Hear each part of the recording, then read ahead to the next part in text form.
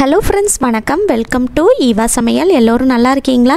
இனி நம்ம வீட்டில் பாத்ரூமில் இருக்கிற டைல்ஸு, கரை பிடித்த டாய்லெட்டெல்லாம் கை வலிக்க தேய்க்கணும்னு அவசியமே இல்லைங்க. ரொம்ப ஈஸியாக கஷ்டப்படாமல் வீட்டில் இருக்கிற பொருளை வச்சு நல்ல பளிச்சுன்னு சுத்தம் பண்ணிடலாங்க. அது எப்படின்னு பார்க்கலாம். இது கூடவே நம்ம வீட்டு பாத்ரூமில் எந்தவித பேட் ஸ்மெல்லும் இல்லாமல் நல்ல வாசனையாக மெயின்டைன் பண்ணுறதுக்கு ஒரு சூப்பரான ஒரு சில டிப்ஸும் ஷேர் பண்ணியிருக்கேன். வீடியோவை ஸ்கிப் பண்ணாமல் பாருங்கள். நம்ம சேனலை இப்போ தான் ஃபஸ்ட் டைம் பார்க்குறீங்கன்னா சப்ஸ்கிரைப் பண்ணலைன்னா சப்ஸ்கிரைப் பண்ணிக்கோங்க ஃப்ரெண்ட்ஸ். பக்கத்தில் இருக்க நோட்டிஃபிகேஷன் பெல் ஐக்கானை கிளிக் பண்ணிக்கோங்க. இப்போ வாங்க ஃப்ரெண்ட்ஸ், ஃபஸ்ட்டு டிப் என்னன்னு பார்க்கலாம்.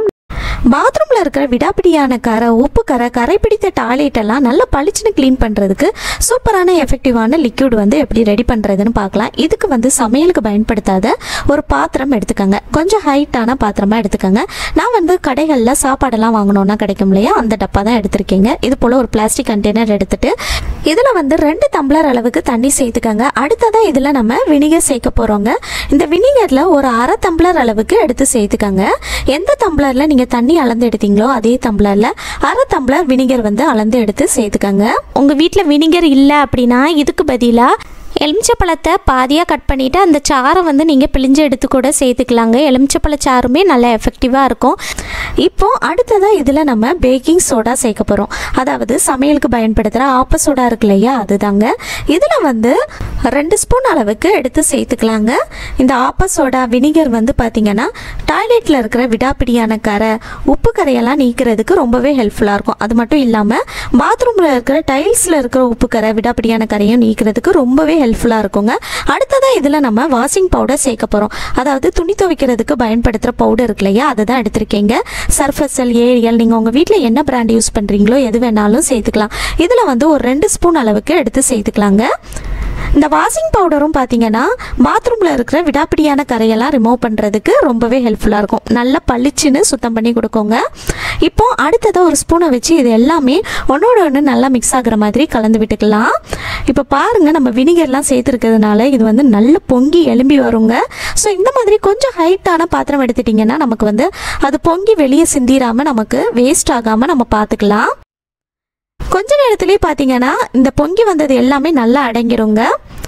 இது போல் நம்ம சேர்த்துருக்கிற பேக்கிங் சோடா, வாஷிங் பவுடர் அதெல்லாம் தண்ணியில் நல்லா கரைஞ்சி வர்ற அளவுக்கு நல்லா கலந்து விட்டுக்கோங்க. இப்போ பாருங்கள், இந்த பொங்கி வந்தது எல்லாமே நல்லா அடங்கிருச்சு. இப்போ அடுத்ததாக நம்ம கடைகளில் ஜூஸ், வாட்டர் பாட்டில்லாம் வாங்கினோன்னா இந்த மாதிரி பாட்டில் கிடைக்கும் இல்லையா, இதை தூக்கி போட்டுறாதீங்க. இதை நம்ம ஸ்ப்ரே பாட்டில் மாதிரி யூஸ் பண்ணிக்கலாங்க. இதோட மூடியில் கத்தி அல்லது ஊக்க நல்ல நெருப்பில் வாட்டி இது போல் நீங்கள் ஓட்டை போட்டு எடுத்துக்கோங்க. சுற்றி நல்லா ஓட்டை போட்டு எடுத்துட்டு நம்ம ஸ்ப்ரே பாட்டில் மாதிரி யூஸ் பண்ணிக்கலாம். இதுக்குள்ளே நம்ம ரெடி பண்ணி எடுத்த லிக்விடை சேர்த்துக்கலாம். அப்படியே நம்ம ஊற்றினோன்னா சிந்திருங்கிறதுனால நான் ஒரு ஃபனல் யூஸ் பண்ணி உள்ளுக்குள்ளே சேர்த்துக்க போகிறேங்க. இப்போ நம்ம இந்த பாட்டிலை க்ளோஸ் பண்ணிக்கலாங்க. அவ்வளோதான் ஃப்ரெண்ட்ஸ், நம்ம வீட்டு பாத்ரூமை நல்லா பளிச்சுன்னு க்ளீன் பண்ணுறதுக்கு ஒரு சூப்பரான எஃபெக்டிவான க்ளீனிங் லிக்யூட் ரெடி பண்ணிட்டோம். இதை க்ளோஸ் பண்ணிவிட்டு இதை எடுத்துகிட்டு போய் நம்ம வீட்டு பாத்ரூமை க்ளீன் பண்ணிக்கலாங்க. இப்போ பாருங்கள் ஃப்ரெண்ட்ஸ், நம்ம வீட்டில் இருக்கக்கூடிய பாத்ரூமில் இருக்கிற டைல்ஸில் எவ்வளோ கரை இருக்குன்னு.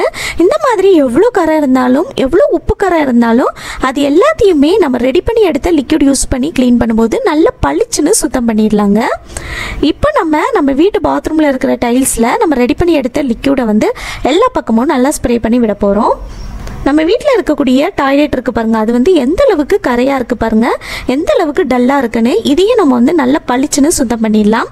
இப்போ நம்ம ரெடி பண்ணி எடுத்த லிக்யூடை நம்ம வீட்டு பாத்ரூமில் இருக்கிற டைல்ஸில் எல்லா பக்கமும் நல்லா ஸ்ப்ரே பண்ணி விட்டுடலாம். எங்கெல்லாம் கரை இருக்கோ அங்கெல்லாம் இது போல் நல்லா ஸ்ப்ரே பண்ணி விடுங்க. இப்போ நான் சுற்றி எல்லா பக்கமும் நல்லா ஸ்ப்ரே பண்ணி விட்டுட்டேங்க. நம்ம வீட்டில் பாத்ரூமில் மேலே இருக்கிற டைல்ஸில் அந்த அளவுக்கு கரைகள் இல்லைங்க, நல்லா பளிச்சுன்னு தான் இருக்குது. அதனால் நான் மேலே இருக்கிற டைல்ஸ் க்ளீன் பண்ணி காட்ட போகிறது இல்லைங்க. கீழே இருக்கிற டைல்ஸ் மட்டும் தான் நான் க்ளீன் பண்ணி காட்டியிருக்கேன். உங்களுக்கு அதிகமான லிக்விட் வேணும் அப்படின்னா நம்ம ரெடி பண்ணி எடுத்த எல்லா குவான்டிட்டிலையும் நீங்கள் டபுளாக நீங்கள் ஆட் பண்ணிக்கலாங்க. இப்போ அடுத்ததான் நம்ம வீட்டில் இருக்கக்கூடிய டாய்லெட் இருக்குது பாருங்கள், அதுக்குள்ளேயும் அதுக்கப்புறமா அந்த டாய்லெட் சீட்டு எல்லா பக்கமும் நம்ம நல்லா ஸ்ப்ரே பண்ணி விட்டுடலாங்க. இந்த டாய்லெட்டை க்ளோஸ் பண்ணிவிட்டு மேலே இருக்கிற மூடிலையும் நம்ம நல்லா ஸ்ப்ரே பண்ணி விட்டுடலாம். அடுத்ததாக நம்ம வீட்டு பாத்ரூமில் இருக்கக்கூடிய அந்த ஃப்ளஷ் டேங்க் இருக்குது பாருங்கள், அதுக்கு மேலேயும் நம்ம ரெடி பண்ணி எடுத்த லிக்விடை வந்து எல்லா பக்கமும் நல்லா ஸ்ப்ரே பண்ணி விட்டுடலாங்க. இந்த ஃப்ளஷ் டேங்க்லேயும் பாருங்கள் எவ்வளோ கரை இருக்குன்னு. இந்த மாதிரி இரும்பு கரை இருந்தால் கூட அதை வந்து நம்ம ரெடி பண்ணி எடுத்த லிக்விட் யூஸ் பண்ணி க்ளீன் பண்ணும்போது நல்லா பளிச்சுன்னு க்ளீன் பண்ணிடலாங்க. இப்போ வந்து நம்ம எல்லா பக்கமும் நல்லா ஸ்ப்ரே பண்ணியாச்சு. அடுத்ததாக கடைசியாக நம்ம வீட்டில் இருக்கக்கூடிய பாத்ரூமில் இருக்கிற சிங்க் இருக்குது பாருங்கள், அதுலேயும் நம்ம வந்து நல்லா ஸ்ப்ரே பண்ணி விட்டுடலாம். பாத்ரூமில் இருக்கக்கூடிய டேப்பையுமே நம்ம வந்து இந்த லிக்விட் யூஸ் பண்ணி க்ளீன் பண்ணலாங்க. இந்த லிக்விட் யூஸ் பண்ணி கிச்சனில் இருக்கிற சிங்க்கை கூட நீங்கள் வந்து க்ளீன் பண்ணலாம். அதுலேயும் உப்பு கரைகள்லாம் ஜாஸ்தியாக இருந்துச்சுன்னா நல்லா பளிச்சுன்னு க்ளீன் ஆகிடுங்க. இப்போ அடுத்ததாக நம்ம வந்து ஒரு 10 நிமிஷத்துக்கு அப்படியே விட்டுடலாம். 10 நிமிஷத்துக்கு அப்புறமா நம்ம வந்து க்ளீன் பண்ண ஆரம்பிக்கலாங்க. இப்போ 10 நிமிஷம் ஆயிடுச்சு, நம்ம க்ளீன் பண்ண ஆரம்பிக்கலாம். நான் வந்து க்ளீன் பண்ணுறதுக்கு இது போல் நான் வந்து ஒரு ப்ரஷ் யூஸ் பண்ணுறேங்க. இது வந்து கடைகளில் டிபார்ட்மெண்ட் ஸ்டோரு ஆன்லைன்லலாம் கிடைக்குங்க. இது வந்து 300 ரூபாய்க்குள்ளே தான் இருக்கும். பாத்ரூமில் இருக்கிற டைல்ஸில் எவ்வளோ கரை இருந்தாலும் இதை வச்சு நம்ம க்ளீன் பண்ணும்போது நல்லா பளிச்சுன்னு நம்ம வந்து ஈஸியாக சுத்தம் பண்ண முடியுங்க. இதுக்காக நம்ம வந்து முதுகு வலிக்க கை வலிக்க நம்ம வந்து குனிஞ்சு நம்ம வந்து க்ளீன் பண்ணணும்னு அவசியமே இல்லை. இது வந்து ஹைட்டாக இருக்கிறதுனால நமக்கு க்ளீன் பண்ணுறதுக்கு ஈஸியாக இருக்கும். உங்கள் வீட்டில் இல்லைன்னா கண்டிப்பாக இதை வாங்கி யூஸ் பண்ணி பாருங்கள், ரொம்பவே யூஸ்ஃபுல்லாக இருக்கும். இப்போ அடுத்ததாக நம்ம வீட்டில் இருக்கக்கூடிய டாய்லெட் க்ளீன் பண்ணுற ப்ரஷ் யூஸ் பண்ணி நல்லா தேய்ச்சி விட்டுறலாங்க. இந்த லிக்விட் யூஸ் பண்ணி க்ளீன் பண்ணும்போது நம்ம வந்து கை வலிக்க அழுத்தம் கொடுத்து தேய்க்கணும்லாம் அவசியமே இல்லை. நீங்கள் லைட்டாக தேய்ச்சிங்கனாலே அந்த கரை எல்லாமே ஈஸியாக நீங்கி நல்லா பளிச்சுன்னு ஆகிடுங்க. இப்போ அடுத்ததாக டாய்லெட் சீட்டை வந்து க்ளீன் பண்ணிக்கலாங்க. டாய்லெட் சீட் க்ளீன் பண்ணுறதுக்கு நான் வந்து இன்னொரு ப்ரஷ் யூஸ் பண்ணி நல்லா தேய்ச்சி விடுறேங்க. சில பேர் வந்து பார்த்திங்கன்னா டாய்லெட்குள்ளேயும் டாய்லெட் சீட்டும் பார்த்திங்கன்னா ஒரே ப்ரஷ் யூஸ் பண்ணி க்ளீன் பண்ணுவாங்க. அந்த மாதிரி நீங்கள் க்ளீன் பண்ணாதீங்க, தனித்தனியாக ப்ரஷ் யூஸ் பண்ணுங்கள். இப்போ அடுத்ததாக நம்ம வந்து க்ளோஸ் பண்ணிவிட்டு மேலேயும் நம்ம வந்து சுற்றி ப்ரஷ் போட்டு நல்லா தேய்ச்சி விட்டுறலாங்க.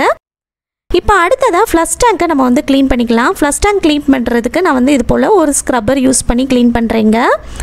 இந்த மாதிரி எல்லா பக்கமும் நல்லா தேய்ச்சி விட்டுறலாங்க. பாருங்கள், நான் தேய்க்கவே அதில் இருக்கிற கரை எல்லாமே எவ்வளோ ஈஸியாக ரிமூவ் ஆயிடுச்சுன்னு. ரொம்ப ஈஸியாக நமக்கு வந்து ரிமூவ் ஆகிடுங்க. பாருங்கள், அதில் இருக்கிற இரும்பு கரை கூட ஈஸியாக ரிமூவ் ஆயிடுச்சு. இப்போ அடுத்ததாக இந்த ஃப்ளஷ் டேங்க் சுற்றி நம்ம வந்து சைடில் ஃப்ரண்ட்டில் எல்லா பக்கமும் இது போல் ஸ்க்ரப்பர் யூஸ் பண்ணி நல்லா தேய்ச்சி விட்டுறலாங்க. அவ்வளோதான், நான் வந்து எல்லா பக்கமும் தேய்ச்சி விட்டுட்டேன். அடுத்ததான் நம்ம வீட்டில் இருக்கக்கூடிய பாத்ரூம் சிங்க் இருக்குது பாருங்கள், அதுலேயும் நான் வந்து இது போல் ஸ்க்ரப்பர் யூஸ் பண்ணி எல்லா பக்கமும் நல்லா தேய்ச்சி விட்டுறலாங்க. இப்போ பாருங்கள் ஃப்ரெண்ட்ஸ், நான் வந்து சிங்க்லேயும் எல்லா பக்கமும் நல்லா தேய்ச்சி விட்டுட்டேன். அடுத்ததான் நம்ம வந்து அந்த டேப்லேயும் எல்லா பக்கமும் நல்லா தேய்ச்சி விட்டுடலாம். எவ்வளோ உப்புக்கரை இருந்தாலும் நல்லா பளிச்சுன்னு ஈஸியாக நம்ம வந்து ரிமூவ் பண்ணிடலாங்க. பாத்ரூம் க்ளீன் பண்ணுறதுக்குன்னு நீங்கள் இந்த மாதிரி ஸ்க்ரப்பர் வந்து தனியாக எடுத்து வச்சுக்கோங்க. இப்போ நம்ம எல்லா பக்கமும் நல்லா க்ளீன் பண்ணியாச்சுங்க. அடுத்ததான் நம்ம வந்து பாத்ரூம் டைல்ஸில் வந்து எல்லா பக்கமும் தண்ணி ஊற்றி கழுவி எடுத்துடலாம். தண்ணி ஊற்றி கழுவி எடுத்துகிட்டு எப்படி இருக்குன்னு காட்டுறேன் பாருங்கள். இப்போ நம்ம கீழே இருக்கிற டைல்ஸில் எல்லா பக்கமும் தண்ணி ஊற்றி கழுவி எடுத்தாச்சு. அடுத்ததான் நம்ம வந்து அந்த ஃப்ளஷ் டேங்க்கு டாய்லெட்டு எல்லா பக்கமும் தண்ணி ஊற்றி கழுவி எடுத்துடலாங்க. இப்போ பாருங்கள் ஃப்ரெண்ட்ஸ், நம்ம வீட்டு டாய்லெட் வந்து எந்த அளவுக்கு நல்லா பளிச்சுன்னு ஆயிடுச்சுன்னு. ஃபஸ்ட்டு வந்து எவ்வளோ டல்லாக எவ்வளோ கரையாக இருந்துச்சு, இப்போ பாருங்கள் நல்ல பளபளன்னு சைனிங் ஆயிடுச்சு. வாரத்துக்கு ஒரு தடவை நீங்கள் உங்கள் வீட்டில் இது போல் லிக்விட் ரெடி பண்ணி க்ளீன் பண்ணி பாருங்கள்.